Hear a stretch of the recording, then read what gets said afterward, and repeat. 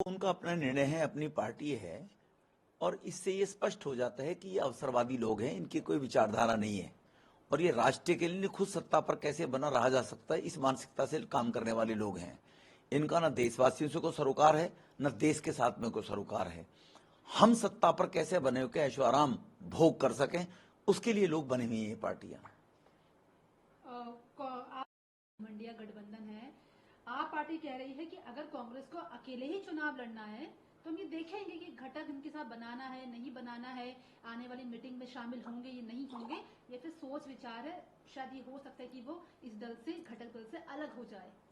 आपके एएनआई का कोई पत्रकार जो आम आदमी पार्टी कवर करता हो, मैं उनसे पूछना चाहता हूं, उनसे ये जरूर पूछें कि केजरीवाल साहब आज आपको घटक दल क्यों याद आ गए? ये घटक दल के जो 25 अन्य उनके दल हैं, ये तो सब चोर केजरीवाल साहब ने बताए थे, सब भ्रष्ट बताए थे। और मेरे 2 बच्चों की कसम मैं इनके साथ कभी नहीं जाऊंगा, ये कसम केजरीवाल ने खाई थी। तो देखो, इन लोगों को, देश की राजनीति को गंदा इन लोगों ने कर दिया है। देश की राजनीति में लोगों का विश्वास धीरे धीरे उन्होंने खत्म कर दिया है। कि जो आदमी इमोशनल ब्लैकमेल करके ये कहकर आया था कि मैं स्वच्छता राजनीति के अंदर लेकर आऊंगा, हम भ्रष्टाचार से लड़ेंगे, हम दलदल में घुसकर सफाई करेंगे, 2 मंत्री जिसके जेल में हैं और वो रोज रोज अपने बापू बदल रहे हैं कि हम इनके साथ जाएंगे नहीं जाएंगे। अरे आप अच्छे कार्य अगर कर रहे हो तो लोग आपको चुनेंगे। मोदी जी 9 साल से बढ़िया काम कर रहे हैं, तो बार बार मोदी जी के नाम से लोग मोदी जी को चुन रहे नहीं चुन रहे हैं? तो मोदी जी तो प्रिंसिपल से समझौता नहीं कर पा रहे हैं।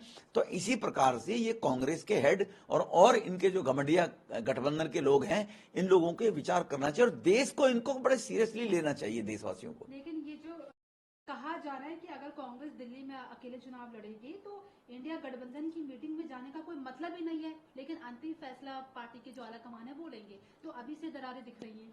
देखो, इन लोगों ने चोरियां कर रखी हैं, भ्रष्ट लोग हैं।